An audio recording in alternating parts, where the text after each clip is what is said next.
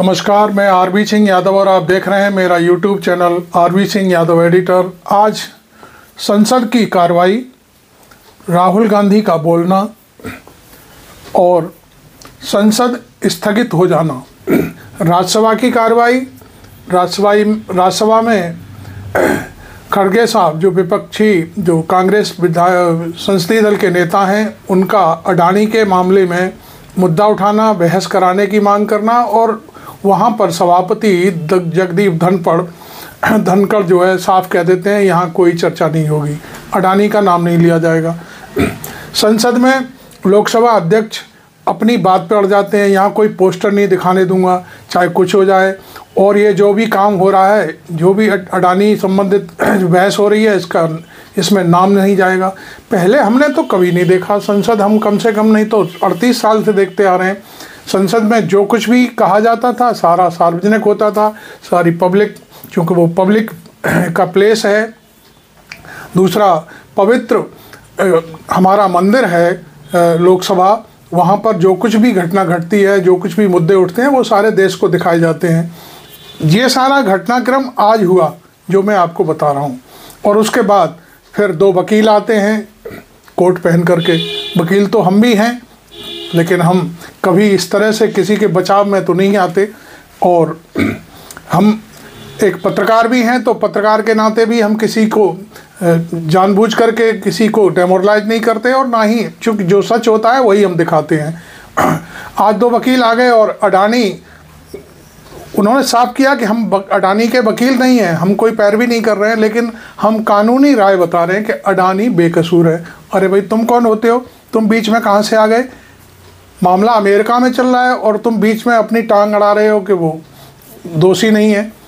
खैर, ये घटनाक्रम तो तब तक चलेगा जब तक अडानी भी रहेंगे और अमेरिका की कोर्ट भी रहेगी।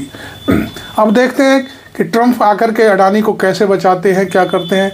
वो हमारे भारत सरकार के ऊपर डिपेंड करता है कि भारत सरकार जैसे यहाँ पर चर्चा नहीं होने दे रही है संसद में, क्योंकि राहुल गांधी सीधे सीधे कह रहे हैं कि गिरफ्तार किया जाए, ना उन्होंने रिश्वत दी है, और कई और एक नाम आए हैं। तो वो मैं सारी चीज़ें मैं रवीश भाई के साथ जुड़ करके मैं आपको सारी चीज़ें बताता हूँ, और बीच बीच में जो कुछ भी हुआ, वकीलों का, कांग्रेस नेता हैं कुछ लोग, उनके बयान तो हम सुनवाते हैं आपको। देखिए हमारे साथ।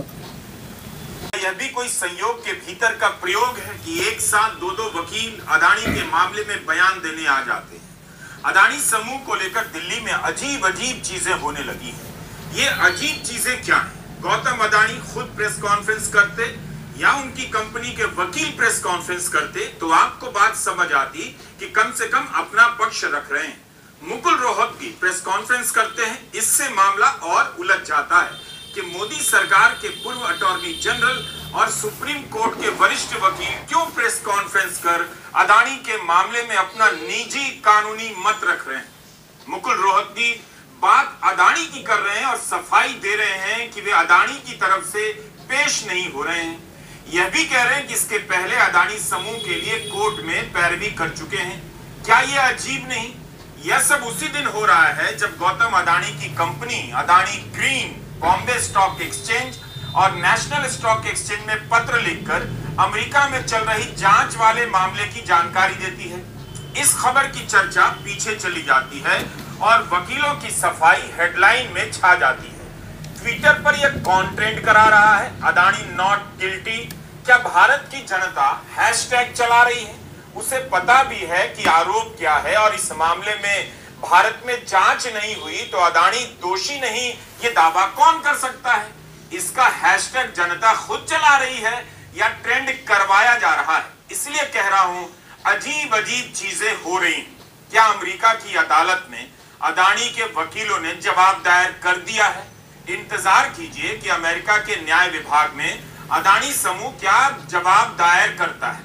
अडानी के पास अपने वकीलों की कोई कमी नहीं। जो देश के जाने माने वकील निजी तौर पर प्रेस कॉन्फ्रेंस करें और कानूनी मत रखें उनके मामले में। मशहूर और वरिष्ठ वकील मुकुल रोहतगी कह रहे हैं अडानी समूह बयान जारी करेगा या नहीं, उसकी मर्जी। कितनी बड़ी बात कह दी उन्होंने। अडानी की मर्जी भी कमाल की मर्जी है। उनका समूह या उनके वकील बयान जारी नहीं कर रहे हैं, लेकिन मुकुल रोहतगी जैसे मशहूर वकील को अपनी मर्जी का एहसास होता है और वे अदानी पर लगे आरोपों के बारे में प्रेस कॉन्फ्रेंस कर देते हैं। यही वो अजीब अजीब चीजें हैं जिनके बारे में बात कर रहा हूं। इससे संदेह दूर होता है या संदेह के बादल गहरा जाते हैं। अमेरिकी न्याय विभाग के अभियोग पत्र में यही तो लिखा है, सबूत हैं तभी तो इन सभी पर मामला चलेगा। लेकिन महेश जेठमलानी कह रहे हैं सबूत नहीं है। अब ये महेश जेठमलानी कौन है? मुकुल रोहतगी की तरह एक और नामी वकील है। उन्होंने अदानी मामले में प्रेस कॉन्फ्रेंस की। महेश जेठमलानी 2009 में मुंबई नॉर्थ सेंट्रल से बीजेपी के टिकट पर लोकसभा चुनाव लड़े मगर हार गए। 2021 में राष्ट्रपति ने उन्हें राज्यसभा का सदस्य मनोनीत किया। बीजेपी की राष्ट्रीय कार्यकारिणी के भी सदस्य रहे हैं। आज ही उन्होंने भी प्रेस कॉन्फ्रेंस कर दी जिस दिन अदानी ने Bombay stock exchange, national stock exchange में अपना जवाब दायर किया है। क्या उस खबर को पीछे करने के लिए इस खबर का तूफान पैदा किया जा रहा है? महेश जेठमलानी कह रहे हैं अभियोग पत्र के अनुसार सिर्फ रिश्वत देने के षड्यंत्र की बात है, कोई साक्ष्य नहीं कि रिश्वत दी गई। क्या अमेरिका की अदालत में यह बात साबित हो चुकी है? संसद के सत्र से ठीक पहले आरोप पत्र दायर हुआ है, इसमें साजिश दिखाई देती है। महेश जेठमलानी का यह तर्क कोई नया नहीं है, पहले से साजिश की थ्योरी के तहत यह तर्क दिया जा रहा है। भारत की ग्रोथ स्टोरी को रोकने की साजिश है, ये महेश जेठमलानी कहते हैं, और यह भी कि अमेरिका का डेमोक्रेटिक डीप स्टेट इसमें शामिल है। क्या आप इतने भोले हैं, मासूम हैं कि अदानी पर आरोप लगने से भारत का विकास रुक जाएगा या मान लेंगे? ऐसे आरोप तो भारत में आए दिन लगते रहते हैं। क्या इससे भारत का विकास रुक गया? क्या 2G घोटाले से, जिसे बीजेपी काफी उठाया करती थी, भारत का विकास रुक गया था जिसमें आज तक कुछ नहीं निकला? तो क्या अब यह कहा जाएगा कि आप घोटाले और भ्रष्टाचार के आरोप ना लगाएं, इससे भारत का विकास रुक जाता है? आपके मोहल्ले की सड़क टूट गई है, ठेकेदारों ने करप्शन किया है, आप आरोप मत लगाइएगा, वरना जिले का विकास रुक जाएगा, राज्य का विकास रुक जाएगा, अतः देश का विकास रुक जाएगा। ऐसी दलीलें ये लोग कहां से लाते हैं? क्या अदानी ही भारत है और भारत अदानी है? क्या भारत का विकास होने के लिए यह जरूरी है कि अदानी कुछ भी करें, उसकी जांच ना हो और बिना जांच के, बिना अदालत के फैसले के क्लीन चिट दे दी जाए? इतनी अजीब अजीब चीजें क्यों हो रही हैं? मुकुल रोहतगी ने जो कहा उसे पढ़ रहा हूं। कहते हैं मैंने यह इंडाइटमेंट देखा है, इसमें 5 अभियोग हैं। पहला और 5वां अभियोग महत्वपूर्ण है। अमेरिका का भ्रष्टाचार विरोधी कानून FCPA है, उसमें कई लोगों के नाम हैं, लेकिन अदानी और उनके भतीजे का नाम नहीं है। 5वां अभियोग है न्याय के रास्ते में बाधा डालना। यह एक गंभीर अपराध हो सकता है, उसमें भी मिस्टर अदानी और उनके भतीजे का नाम नहीं है। यह मैं इसलिए बोल रहा हूं कि पढ़ने के बाद मेरी अपनी राय यह बनी है, मैं ये क्लियर करना चाहता था। मुकुल रोहतगी कहते हैं कि यह सब उनकी पर्सनल राय है। अदानी ग्रुप क्या जवाब देगा वह अपने वकीलों से तय करेगा और अमेरिका में जवाब देगा, उसकी मर्जी है। उन्होंने जो कहा है उसमें अदानी का कोई योगदान नहीं है। लेकिन अमेरिका में जवाब तो अभी दिया नहीं गया है, दिया गया होगा तो उसकी बात सार्वजनिक नहीं है। लेकिन उससे पहले भारत में प्रेस कॉन्फ्रेंस क्यों की जा रही है? क्या तब तक नहीं रुक जाना था कि अदानी समूह क्या जवाब देता है? उसके पहले मुकुल रोहतगी का अदानी के मामले में पर्सनल राय रखना क्या सभी संदेहों को दूर कर देता है? इंडिया टुडे की 2 हेडलाइन है, Rohatgi rejects bribery charge, Rohatgi picks holes in bribery charges. Adani के चैनल NDTV ने कहा है punches holes. Times of India ने डिकोड लिखा है इन्वर्टेड कॉमा में। हिंदुस्तान टाइम्स ने क्लियर्स एयर लिखा है इन्वर्टेड कॉमा में, मतलब आशंका दूर की। अदानी के चैनल ने हिंदी में हेडलाइन लिखी है मुकुल रोहतगी ने अदानी ग्रुप के खिलाफ रिश्वतखोरी के आरोपों को बताया निराधार। हम केवल हेडलाइन की बात कर रहे हैं, भीतर किस तरह से खबर लिखी गई है उसकी नहीं। इन हेडलाइन से जो माहौल बनता है उससे धारणा बन जाती है। इन्हें पढ़कर यही लगेगा कि मुकुल रोहतगी ने अदानी पर लगे आरोपों को खारिज कर दिया, उनमें कमियां बता दी। को खारिज कर दिया, उनमें कमियां बता दी। दोनों बातें कही जा रही हैं। किसी में यह नहीं लिखा है कि क्लीन चिट दे दिया, बस कमियां गिनाने और आशंका दूर करने की बात है। हेडलाइन में उद्धरण चिन्हों का इस्तेमाल कर सतर्कता बरती जा रही है। हेडलाइन में कहीं यह बात नहीं गूंज रही कि मुकुल रोहतगी की निजी राय है, पर्सनल कानूनी मत है, जबकि खुद रोहतगी ऐसा कह रहे हैं। लेकिन हेडलाइन एक तरह से फैसले का आभास दे रही। नवभारत टाइम्स की हेडलाइन दिलचस्प है। अदानी पर अमेरिकी कोर्ट में केस, पूर्व अटॉर्नी जनरल ने बताया अभियोग में कहां-कहां है नाम, आप भी जान लें। मीडिया की हेडलाइन से सतर्क रहा कीजिए, ध्यान से पढ़िए। याद कीजिएगा, अदानी पूर्व एनडीटीवी के चेयरमैन डॉक्टर प्रणय रॉय और राधिका रॉय पर सीबीआई ने मामला दर्ज किया, छापे पड़े, तब क्या क्या आरोप लगाए गए।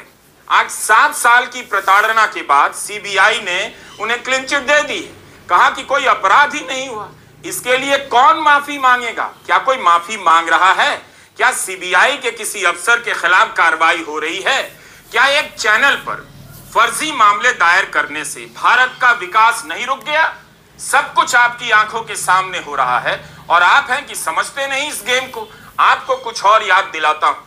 मई 2023 में जब सुप्रीम कोर्ट के एक्सपर्ट पैनल ने अपनी रिपोर्ट जमा की, तभी मीडिया में हेडलाइन चलने लग गई कि अदानी समूह को क्लीन चिट मिल गई है, जबकि रिपोर्ट में यह बात नहीं लिखी थी। रिपोर्ट में लिखा था कि पैनल अपनी तरफ से यह नहीं कह सकता कि सेबी की ओर से रेगुलेटरी फेलियर हुआ है। पैनल ने तो यही कहा कि इस मामले में कुछ आरोपों की जांच चल रही है। तब तक तो सेबी ने जांच भी पूरी नहीं की थी। जनवरी 2024 में सेबी ने 24 में से 22 मामलों की जांच पूरी की थी। सामने आया कि सेबी ने अपने कानूनों को ही नरम कर दिया था और उसी के कारण वह दूसरे देशों में बैठी शेल कंपनियों के अंतिम लाभार्थी तक पहुंच ही नहीं सकती थी। तो यह हाल है नियामक संस्था सेबी का। इस तरह के मामले में दिलचस्पी लिया कीजिए। ठीक है, कॉर्पोरेट के मामले जटिल होते हैं, हम और आप सही नहीं जान पाएंगे कभी भी कि क्या हुआ, लेकिन किस तरह से लीपापोती हो रही है, ध्यान भटकाया जा रहा है, यह तो आप समझ सकते हैं। जो भी कहा जा रहा है वह संदेह से ऊपर है या नहीं, यह भी समझ सकते हैं। इतना तो पूछ सकते हैं कि जो भी कहा जा रहा है अदानी के बेकसूर होने को लेकर, क्या इसकी कोई जांच हुई है? भारत की अदालत में कुछ साबित हुआ है? इतना तो आप समझ सकते हैं। मुकुल रोहतगी बड़े वकील है, दिल्ली का मीडिया सर्किल उन्हें पहचानता है। महेश जेठमलानी बीजेपी से जुड़े रहे।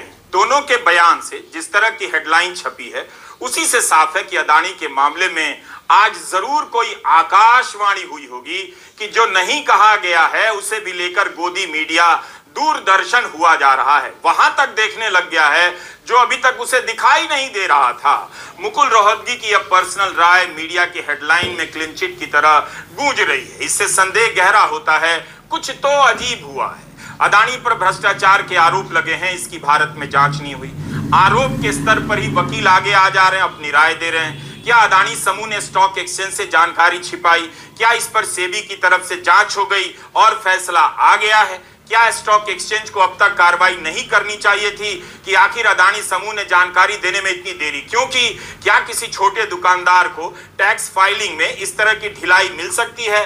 कहा जा रहा है सारा कुछ भारतीय ग्रोथ स्टोरी के खिलाफ षड्यंत्र है, तो यही बता दीजिए, क्या भारत की ग्रोथ स्टोरी में वो लोग, वो आम निवेशक शामिल नहीं है जो इन कंपनियों में पैसा लगाते हैं, उन पर भरोसा करते हैं? क्या उनके अधिकार की बात कोई नहीं करेगा? जिस देश में इतने बड़े मामले में अभी तक कोई ठोस जांच नहीं हुई, इतने आरोप लगने के बाद सेबी की चीफ माधवीपुरी बुच का इस्तीफा नहीं हुआ, वहां पर क्या प्रेस कॉन्फ्रेंस और विज्ञप्ति को ही फैसला मान लिया जाए? पत्रकार अरविंद गुणाशेखर ने ट्वीट किया है कि अदानी ने बीएसई, एनएसई को आखिरकार बता दिया कि क्या आरोप लगे हैं। एफसीपीए बेशक अमेरिकी नागरिकों या वहां काम करने वालों पर लगता है, चूंकि अदानी वहां नहीं थे इसलिए उन पर एफसीपीए नहीं लगा। इस कार्रवाई का अधिकार क्षेत्र अब भारतीय जांच एजेंसी के पास है, तो क्या सेबी, आईटी, ईडी, सीबीआई इस मामले में अपने अधिकार क्षेत्र का इस्तेमाल करेंगी? अगर अमेरिका का फेडरल कोर्ट भ्रष्टाचार के आरोप लगा रहा है तो क्या भारत में जांच नहीं होनी चाहिए? इसके बाद भी मुकुल रोहतगी ने कहा, दो आरोप बेहद गंभीर है। कांग्रेस महासचिव जयराम रमेश ने ट्विटर पर लिखा है, इसमें आश्चर्य की बात नहीं कि मोदानी इकोसिस्टम ने आज सुबह सुबह एक बड़ा कानूनी शिगुफा छोड़ा है।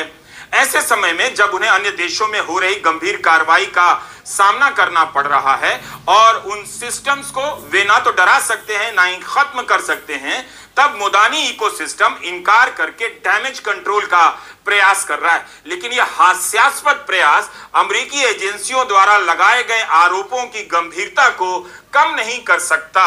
सुप्रिया श्रीनेत ने भी इस मामले में आज प्रेस कॉन्फ्रेंस की, क्योंकि फटाक से वकालत का जामा पहनकर इस देश के प्रमुख वकीलों में से एक बचाव में उतरे और उन्होंने यह भी कहा मैं बचाव नहीं कर रहा हूं, मैं सिर्फ यह बता रहा हूं कि डिपार्टमेंट ऑफ जस्टिस का काउंट 1 से काउंट 5 में अडानी का नाम नहीं है। वो बड़ी चतुराई से यह बताना भूल गए कि foreign corruption practice act America का जो है, जो हमारा हिंदुस्तान में प्रिवेंशन ऑफ करप्शन एक्ट है, foreign corrupt practices act America का उन्हीं के नागरिक पर लागू होता है, वो विदेशी नागरिक पर लागू नहीं हो सकता है। गौतम अडानी उनके भतीजे विदेशी नागरिक है, वो भारतीय मूल के हैं, तो उन पर अमेरिका एफसीपीए के तहत आरोप लागू नहीं कर सकती है। लेकिन तमाम इनक्रिमिनेटिंग एविडेंस अमेरिका ने अपने ऑर्डर में दी है, जिसका अभी मैं आपको उल्लेख करूंगी। और काउंट 1 और काउंट 5 जो बड़ी चतुराई से, जैसे वकील लोग काफी अक्सर करते हैं, घुमाकर जलेबी बनाकर बोला गया, लेकिन यह बात छुपाई गई कि एफसीपीए उनका नाम दे ही नहीं सकता है क्योंकि वो अमेरिकी नागरिक नहीं है। लेकिन उसी एफसीपीए ने अजोर पावर, जो अडानी की पार्टनर कंपनी है, जिसने अडानी के साथ यहां पर कॉन्ट्रैक्ट एसईसीआई से किया, जिसने पावर परचेजिंग एग्रीमेंट्स का खरीद फरोख्त किया, जिसके ऊपर आरोप है, उसके ऊपर भी आरोप है रिश्वत लेने का, और तमाम इनक्रिमिनेटिंग एविडेंस है कि क्या क्या किया गया। और अब मैं आपको बता देती हूं ऑर्डर का पैरा 47, जो साफ तौर पे कहता है गौतम अडानी, सागर अडानी और अन्य लोगों ने भारत में रिश्वत देने, रिश्वत की पेशकश करने, रिश्वत का वादा करने की एक योजना तैयार की और इस घूस के बदले सरकारों से बिजली कंपनियों को केंद्रीय PSU, solar energy corporation of India के साथ बिजली करार साइन करने के लिए बाध्य किया जाएगा। यह ऑर्डर से कोट कर रही हूं मैं, पैरा नंबर 47। तो जो आज शगुफा सवेरे छोड़ा गया था, नाम नहीं है, वो लोग चतुराई नहीं, पाप कर रहे झूठ बोलकर। मुकुल रोहतगी की प्रेस कॉन्फ्रेंस के बाद तृणमूल सांसद महुआ मोइत्रा ने भी कई ट्वीट जारी किए हैं। उन्होंने ट्विटर पर लिखा है कि जो भी लोग अडानी के आरोप पत्र को समझा रहे हैं, वे यह नहीं बताते कि सिर्फ अमेरिकी कंपनियों पर एफसीपीए लगता है। गौतम अडानी पर वायर फ्रॉड के तहत घूस देने के आरोप हैं, उन पर सिक्योरिटी एक्सचेंज एक्ट के तहत घूस देने के आरोप हैं, उन पर आरोप है कि उन्होंने अमेरिकी प्रतिभागियों को घूस दी और उन्हें घूस का भागीदार बनाया, उन पर आरोप है कि उन्होंने अमेरिकी प्रतिभागियों से झूठ कहा कि उन्होंने घूस नहीं दी, और उन पर आरोप है कि उन्होंने अमेरिकी निवेशकों से एफबीआई की जांच के बारे में झूठ कहा। महुआ लिखती हैं कि इन आरोपों में घूस की बात एकदम साफ साफ देखी जा सकती है, सेबी को इस पर नजर रखनी चाहिए। मुझे यकीन है कि यह अमेरिका के सिक्योरिटी एक्सचेंज का एक और आरोप बनेगा। एक बेवकूफी की दलील और दी जाती है, अरे अमेरिका में आरोप लगे, आप क्यों परेशान हैं? अमेरिका में लगे आरोपों पर इसी मोदी सरकार के कार्यकाल के दौरान सीबीआई ने 2 मामलों की जांच की है। 2016 में ब्राजीलियन कंपनी एम्ब्रेयर के ऊपर एफसीपीए, फॉरेन करप्शन प्रिवेंट का जो एक्ट थी अमेरिका की, वो लगी थी, और उसी के आधार पर नरेंद्र मोदी के कार्यकाल में सीबीआई ने एम्ब्रेयर के खिलाफ जांच की। लुइस बर्जर केस, जिसका नाम सुनकर हेमंत बिस्व शर्मा के हाथ पैर फूल जाते हैं। लुइस बर्जर केस, अमेरिका की एक अदालत में घूस देने का मामला सामने आया, उस आरोप के आधार पर सीबीआई ने हिंदुस्तान में जांच की है। और आपकी समझ और बताने के लिए बताना जरूरी है कि हिंदुस्तान की सेबी और अमेरिका की सिक्योरिटीज एक्सचेंज कमीशन के बीच एक बायलैटरल एग्रीमेंट है, और अगर एसईसी की जांच में इतने गंभीर आरोप सामने आए हैं तो यह सेबी की जिम्मेदारी है, दे आर अंडर ऑब्लिगेशन कि वो जांच करें। तो ये दलील बिल्कुल नहीं चलेगी कि वहां आरोप लगाए, हम क्यों जांच करेंगे, क्योंकि आपने बाकी केसेस में की है, क्योंकि आपने लुइस बर्जर केस में और एम्ब्रियर के केस में जांच की है। पर क्योंकि अडानी का नाम सामने आ गया है तो आपको सांप सूंघ गया है।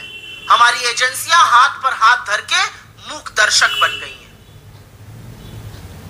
किसी और पर भी आरोप होता तो आपको क्या लगता है, ईडी, सीबीआई, इनकम टैक्स से भी ऐसे ही मूक दर्शक बने रहते? इनके हाथ पैर सिर्फ इसीलिए फूले हैं क्योंकि अडानी का नाम आया है। तो इसका फैसला कैसे होगा? सिंपल जवाब है, जांच हो भारत में और कोर्ट से साबित हो। आम नागरिक के केस में भी तो यही होता है। जैसे एनडीटीवी के प्रणय रॉय को 7 साल तक प्रताड़ित किया गया, उनके विदेश जाने पर रोक लगा दी गई, तो क्या इस केस में उनके वकील के बयान को सफाई मान ली गई? मानी जा सकती थी, नहीं मानी गई। तो फिर अडानी के मामले में इस तरह से प्रेस कॉन्फ्रेंस क्यों की जा रही है? अडानी समूह की तरफ से आज बॉम्बे स्टॉक एक्सचेंज और नेशनल स्टॉक एक्सचेंज में जवाब दायर किया गया।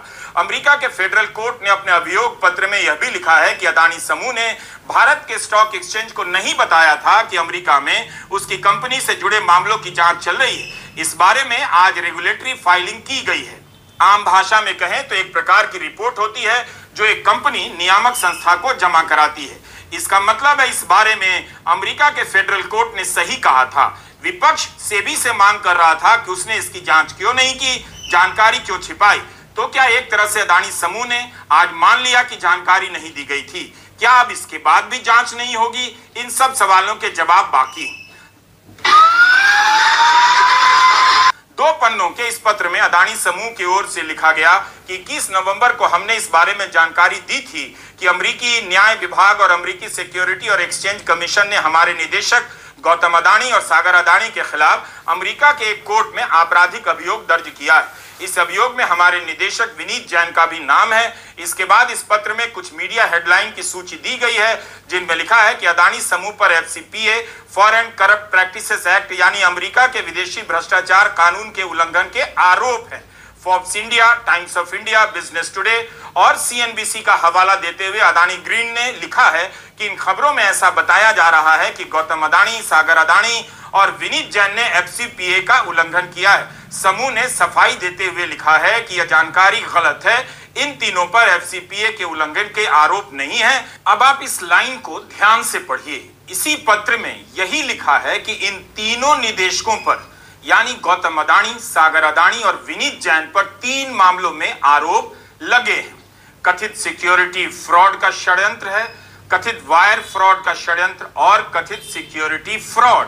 अडानी ग्रीन ने जो जानकारी स्टॉक एक्सचेंज को दी है उसमें लिखा तो है कि तीनों निदेशकों पर कथित रूप से 3 मामलों में आरोप हैं।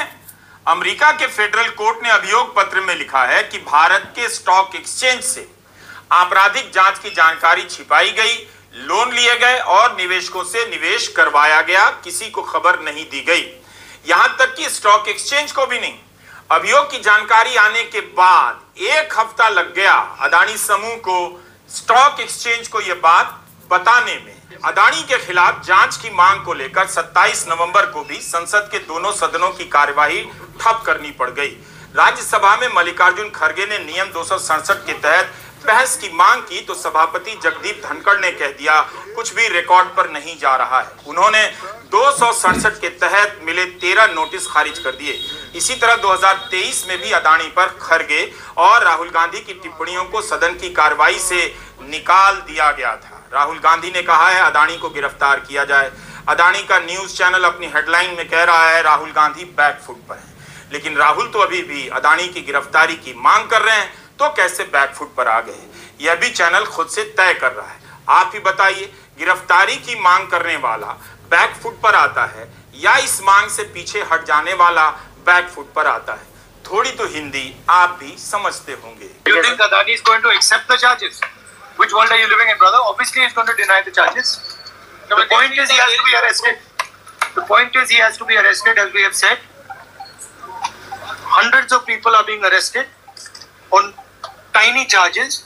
The gentleman has been indicted in the United States, indicted in the United States for thousands of crores.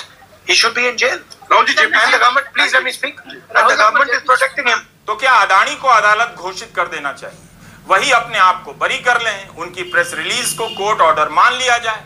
जिस देश में जांच एजेंसियां फर्जी मुकदमे करती हैं, अवैध रूप से अरेस्ट करती हैं, उस देश में अदानी पर लगे आरोपों को जांच से पहले खारिज किया जा रहा है। दरअसल अब धूल नहीं झोंका जा रहा, उन्हें पता चल गया है आपने अपनी आंखों से देखना बंद कर दिया है, दिमाग का इस्तेमाल अब आप नहीं करते हैं। नमस्कार। अभी मैंने आपको रवीश कुमार का लंबा चौड़ा एक एनालिसिस दिखाया जिसमें दो वकीलों की बात, राहुल गांधी का भाषण और कांग्रेस प्रवक्ता श्रीनेत ने अपनी बात रखी। अब मैं भारत की वरिष्ठ पत्रकार नीलू व्यास के साथ कुछ वरिष्ठ पत्रकारों की चर्चा भी आपको दिखाने जा रहा हूं, जिसमें एकदम से सारी बातें और भी क्लियर होंगी। तो देखिए ये पहले मेरे साथ। आज इसी पर हम चर्चा करेंगे। हमारे साथ हिमांशु और बयानी जुड़ रहे हैं जो कि स्वतंत्र पत्रकार है, और थोड़ी देर में सुप्रीम कोर्ट के वकील और एक्टिविस्ट अरुण अग्रवाल भी हमारे साथ जुड़ जाएंगे। हिमांशु, आपसे शुरू करती हूँ, अनम्यूट कर लीजिएगा कि ये आज ये टॉप वकीलों को, महेश जेठमलानी और मुकुल रोहतगी को जो आज उतार कर ये बातें कही जा रही हैं कि काउंट 1 और काउंट 5 में इन दोनों का नाम नहीं है और विनीत जैन का भी नाम नहीं है, ये क्या ये कोई नई कहानी थ्रो की जा रही है, कई नई कहानी को गढ़ा जा रहा है अदानी की तरफ से? नमस्कार पब्लिक इंडिया के दर्शकों को, आपको और अरुण जी जैसे जुड़ेंगे तो उनको भी एडवांस में। देखिए, कल 24 घंटे, पिछले 24 घंटे में जो एक नैरेटिव आ रहा है इंटरनेशनल मीडिया में, बहुत सारे वर्ल्ड के जो लॉ फर्म्स है उनका एक वॉइस है। उनका कहना है कि ऐसे मामलों में ये इन्वेस्टर लॉ सूट में कन्वर्ट होने में देर नहीं लगती है। अब जैसे ही ये मामला आया, इमीडिएटली बात यहाँ पे आ गई कि अदानी ग्रुप की जो बोरोइंग कैपेसिटी है फॉरेन मार्केट्स में से, जो सस्ते डॉलर्स वो लेके आते हैं, उसको कहीं ना कहीं ब्रेक लग गई है। ग्रुप का टोटल डेट जो है वो करीबन 2.6 लाख करोड़ से लेके 2.8 लाख करोड़ के बीच का है। पिछले 6 साल के अगर आप बैलेंस शीट स्टडी करेंगे तो 30 से 35 हजार करोड़ का मुनाफा है। तो ऑब्वियसली जो मुनाफा है उससे 8 to 9 टाइम्स इनका डेट है। तो ऐसे माहौल में जब सस्ता पैसा लेके आते फॉरेन कंट्रीज से, तो यहाँ पे इनका काम चलता है। लेकिन ये क्लियरली ब्रेक लगेगी ऐसी संभावना है। और इन्वेस्टर लॉ सूट में अगर ये, मतलब बहुत सारे लीगल्स और लॉ फर्म्स फॉरेन के, जो उनका कहना है कि ऐसे मामलों में ऐसी चीजें इन्वेस्टर लॉ सूट में कन्वर्ट होने में घंटे भी नहीं लगते। तो जैसे ही अगर ये इन्वेस्टर लॉ सूट में कन्वर्ट होता है तो बहुत सारी समस्याएं होगी। तो ये कहीं ना कहीं एक डैमेज कंट्रोल एक्सरसाइज के मोड में देखा जा रहा है, क्योंकि आपने संसद में तो कह दिया, मतलब ये अदानी का नाम ऐसा हो गया है कि जैसे कोई छू ले तो 440 वोट का झटका लगता है। बिजली वितरण का बिजनेस करे तो शायद लगता हो, लगता नहीं। लेकिन दोनों हाउस में हमने देख लिया कि इन्होंने कह दिया कि आप रिकॉर्ड पे नहीं जाएगी ये बात। तो आई मीन, आपने इतने सालों से लोकसभा राज्यसभा कवर की होगी, दिल्ली में आप है तो आपने देखा होगा 2G स्कैम हो या कोयला घोटाला हो, चाहे हर्षद मेहता की बात हो या केतन पारेख की स्कैम की बात हो, या जो भी CR भंसाली वाले स्कैम आए, जो भी स्कैम्स आए, उसमें कहीं जब विपक्ष बात करता था, मतलब विपक्ष में तब भारतीय जनता पार्टी के लोग बैठे थे, NDA के लोग बैठे थे, अगर वो बात करते थे तो क्या कभी स्पीकर ने ऐसा कहा कि रिकॉर्ड पे नहीं जाएगा? तो क्लियरली ये डैमेज कंट्रोल एक्सरसाइज है आज के अगर देखने जाए तो। ये कहने की जो बात है वो ये है कि ये 3 मेंबर्स अदानी ग्रुप के, जो डिस्क्लोजर में भी जिनके नाम लिखे गए हैं, कि इन 3 का कहीं पे नाम इन्वॉल्व नहीं है। और इसका जो इंडाइटमेंट का जो काउंट्स दिया गया है, काउंट 1 और काउंट 5 को जिस तरीके से बात की है, तो ये क्लियरली, मतलब मुकुल रोहतगी ने तो यहाँ तक क्लैरिफाई कर दिया कि मैं कोई इनका वकील नहीं हूँ, बट इंडाइटमेंट मैंने पढ़ा और एक वकील की रूप में मैं ये बात कर रहा हूँ। दूसरा, अदानी ग्रुप के जो समधी है वो ये अमरचंद मंगलदास, जो श्रॉफ, जो पूरा फैमिली है, लीगल फैमिली है, लॉ फर्म है उनका, तो कहीं से मुझे लगता है वहां से भी मतलब सलाह मशवरा होती होगी, अब क्या करना चाहिए, कैसे करना चाहिए। तो स्ट्रैटेजिकली ये किया गया है, ऐसा मुझे लग रहा है, इस पूरे मामले को ठंडे बस्ते में डालने के लिए और ये कहने के लिए, क्योंकि इनके शेयर के भाव जो है उसमें कहीं ना कहीं रिकवरी आई है, लेकिन इनका जो बोरोइंग इंडेक्स है डॉलर के सामने, उसमें रिकवरी नहीं आ रही, वो टूटता जा रहा है। दूसरी तरफ पूरी दुनिया में से अगर आप देखने जाए तो ऑस्ट्रेलियन प्रोजेक्ट्स में रेसिज्म को लेके बातें आ गई सामने, बांग्लादेश के प्रोजेक्ट्स की जो बातें आई सामने, श्रीलंकन प्रोजेक्ट्स की बात आई, केन्या में तो वो विसल ब्लोअर ने कह दिया कि हम इनको आने ही नहीं देंगे यहाँ पे। इजराइल जो परिस्थिति में बैठा, अभी तो सब जगह पे इनके प्रोजेक्ट्स प्रॉब्लम में पड़े हैं। धारावी रीडेवलपमेंट का प्रोजेक्ट जहाँ पे महाराष्ट्र में आज इलेक्शन जीत गए और करना है, तो आपको बोरोइंग चाहिए रहेगा, तो बोरोइंग मिलेगा नहीं। तो मुझे लगता है ये जो चीजें और ये बातें आई है, ये इस मुद्दे को लेके आई है। ब्लूमबर्ग ने अभी थोड़ी देर पहले एक पॉडकास्ट किया है, वो मैंने पढ़ा था बिग टेक एशिया में, जहाँ पे उन्होंने मतलब बात की है बिग टेक एशिया में। अगर आप देखने जाए तो बात की है मेनका दोषी जो इंडिया के मैनेजिंग एडिटर है ब्लूमबर्ग के, उन्होंने, और बाकी वहाँ के जो होते हैं सिंगापुर वगैरह से, तो वहाँ पे ये बात आई कि इन्होंने ट्रंप की जो ट्रांजिशन टीम है उसको इस बारे में पूछने की कोशिश की थी कि इनका कमेंट मांगा था। मतलब एक बात आ रही है कि ट्रंप जैसे आएंगे तो ये सब मामले, तो ट्रंप की ट्रांजिशन टीम ने कमेंट करने से मना कर दिया है। इन्होंने भारतीय प्राइम मिनिस्टर ऑफिस को भी अप्रोच किया था, भारतीय प्राइम मिनिस्टर ऑफिस ने भी इसके ऊपर कमेंट करने से मना कर दिया है।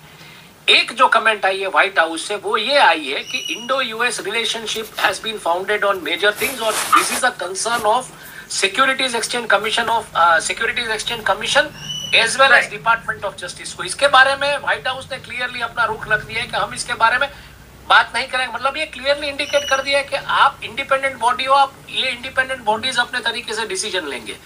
लेकिन ट्रंप की ट्रांजिशन टीम ने इस मुद्दे के ऊपर कमेंट करने से मना कर दिया है ब्लूमबर्ग को। तो आप समझने की कोशिश कीजिए कि ये जो कुछ भी हो रहा है ये कहीं ना कहीं इनकी डॉलर बोरोइंग कैपेसिटी को वापस रिवाइव करने के लिए हो रहा है।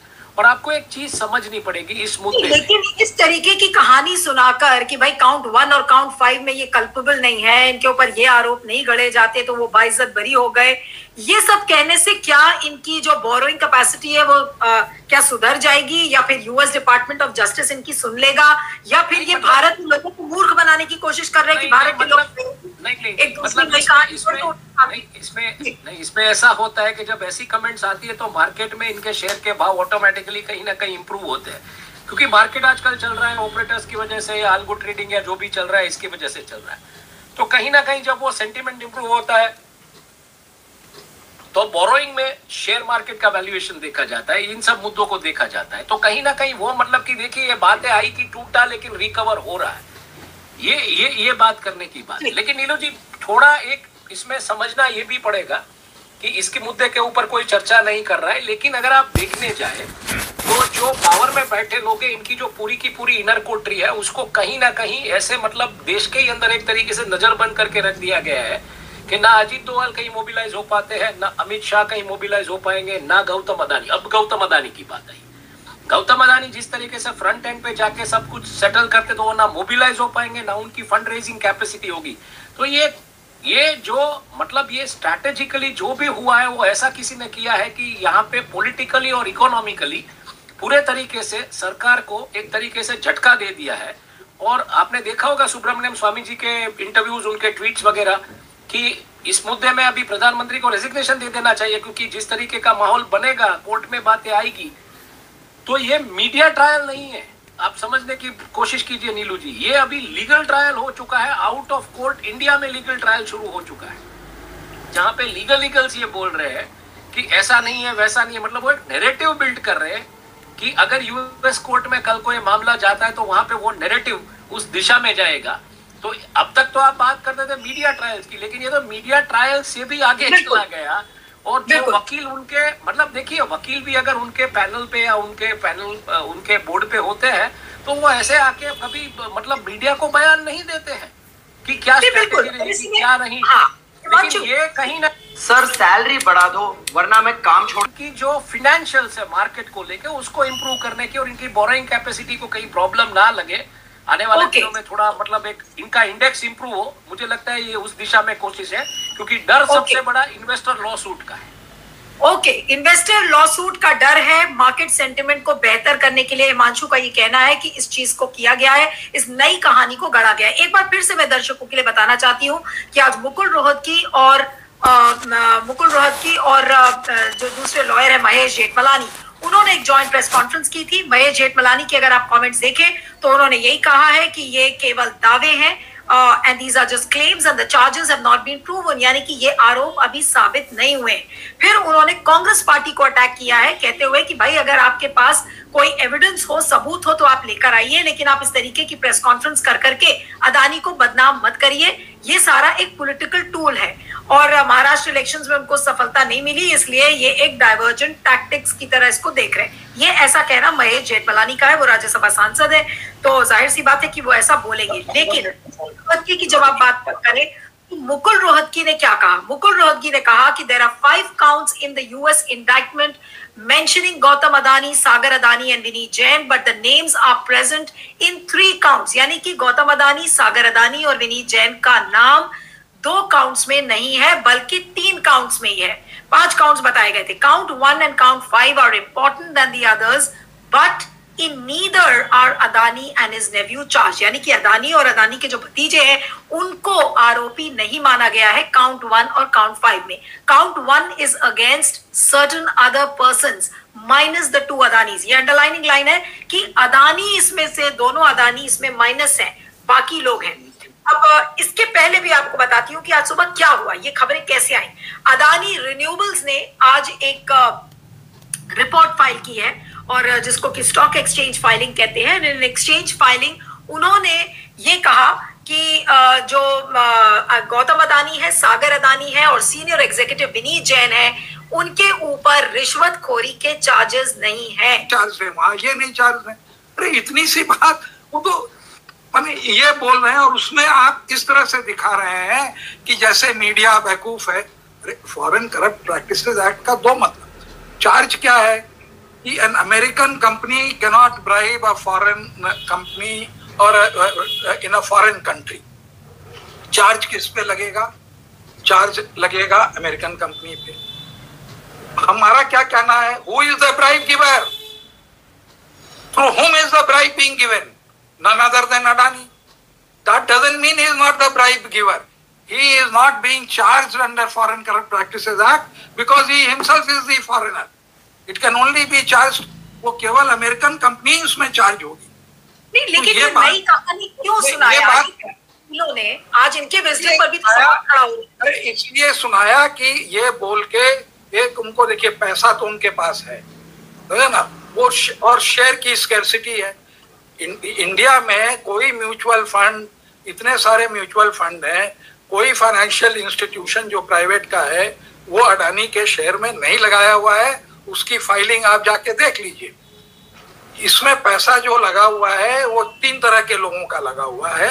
एक तो गौतम अडानी की इंडियन का करीब 75% लगा हुआ है, और जो है दूसरा जो लगा हुआ है पैसा उनके अंदर में, वो 15% विनोद अडानी का घुमा के बाहर से लगा हुआ है, जिसमें सेबी, माधुरी बुच और सब कोई मिलके नहीं इन्वेस्टिगेट कर रहे हैं। और तीसरा जो पैसा लगा हुआ है हमारे ये जो चमचे इंस्टीट्यूशन है, जैसे पेंशन फंड, ये सबसे बड़ा वो है। पेंशन फंड LIC और स्टेट बैंक का लगा हुआ था, इस टाइप के लोगों का लगा हुआ है। पब्लिक के पास बहुत नॉमिनल होल्डिंग है, तो इनके पास पूरे शेयर का वो कंट्रोल है कि हम पैसा फेंकें और इसको ऊपर कर दें, लेकिन बहाना चाहिए ना पैसा फेंकने के लिए। तो जब सब जगह वो फिच, कल क्या हुआ कि क्रेडिट रेटिंग एजेंसी, आपको याद होगा जब हमने आपसे पहली बार इंटरव्यू किया था तो उसमें हमने कहा था कि अडानी अब हो गया ठन गोपाल, इसको कोई पैसा नहीं। This was what I said on day 1। अब क्या हुआ? टोटल, अगर आप जाइए बैंगलोर में तो है, वहां भी, दिल्ली में भी होगा, टोटल के आप पेट्रोल पंप आप देखते हैं, तो that is a sign of कि ये एक सही नाप का और सही वो देगा, एनर्जी देगा। तो वो अडानी के थ्रू आया हुआ था। अब उसने देखा अरे ये तो वहां पकड़ा गया, तो उसने एकदम स्टेटमेंट दे दिया, क्योंकि अगर हम चोर के साथ के खड़े रहेंगे तो हमको भी लोग चोर बोलेंगे और कहेंगे कि जब आपको मालूम था तो आप इनके साथ क्यों सट के खड़े हुए।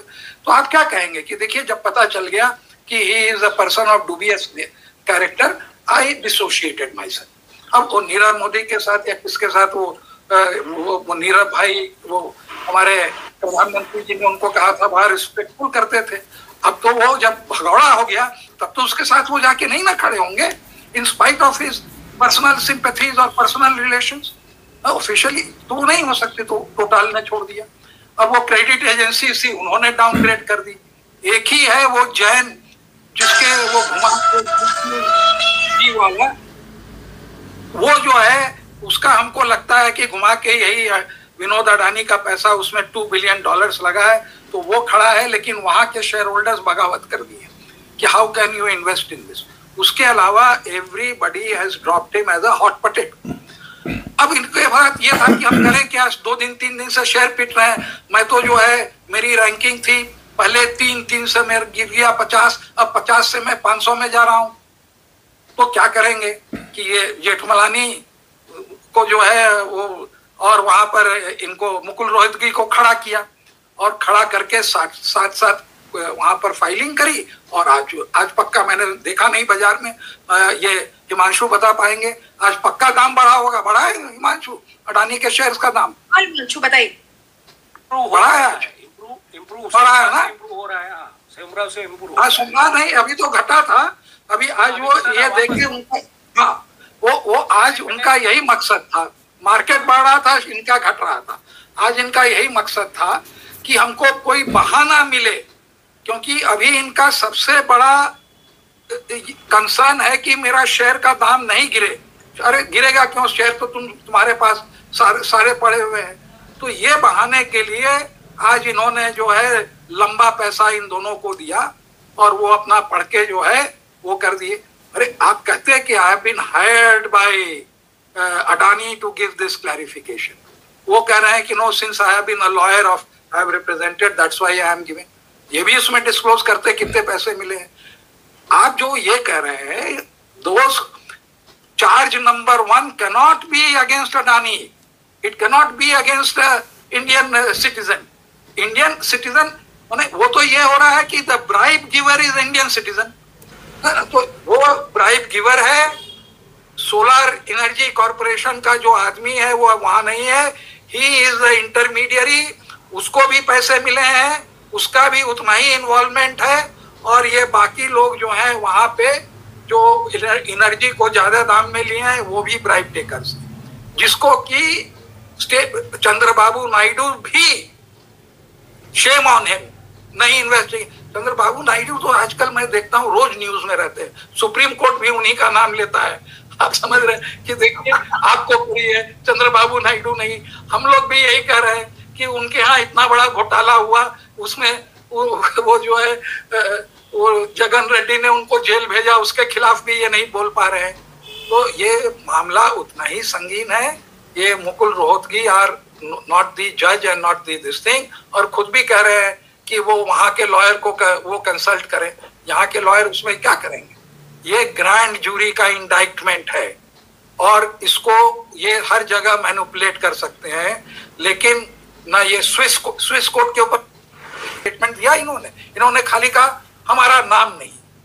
अरे नाम नहीं है, सब कुछ तो है, सेबी का है, उसका है, हर चीज तो कह दी है उसके अंदर में, वो कह रहे हैं। तो हर जगह जो इनका डिफेंस है। और आज की ताजा खबर है कि अभी तक तो सब जगह प्रोटेस्ट हो रहा था फॉरेन कंट्री में, आज की ये खबर है कि इजराइल में भी जो डॉक वर्कर्स वगैरह है, जो पोर्ट वर्कर्स हैं, उन लोगों ने भी इसके खिलाफ जो है आवाज अपनी उठा ली है।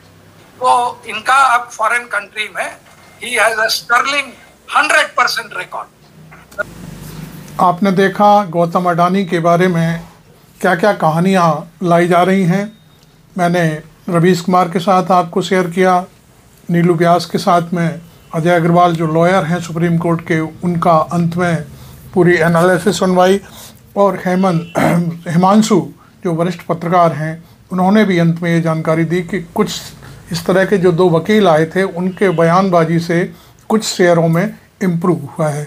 तो खैर, आपको ये वीडियो अच्छा लगा हो तो ज़रूर शेयर करें, और चैनल पर आप सब्सक्राइब करने के लिए मैं आपसे एक बार फिर अपील करूंगा कि मेरे चैनल को सब्सक्राइब करें। यदि आपको हमारी पत्रकारिता अच्छी लगती है, हम जो प्रस्तुत करते हैं वो आपको कैसा लगता है, तो उस आप कमेंट में जाकर के आप अपनी बात कह सकते हैं। Thank you very much. मैं आरबी सिंह यादव।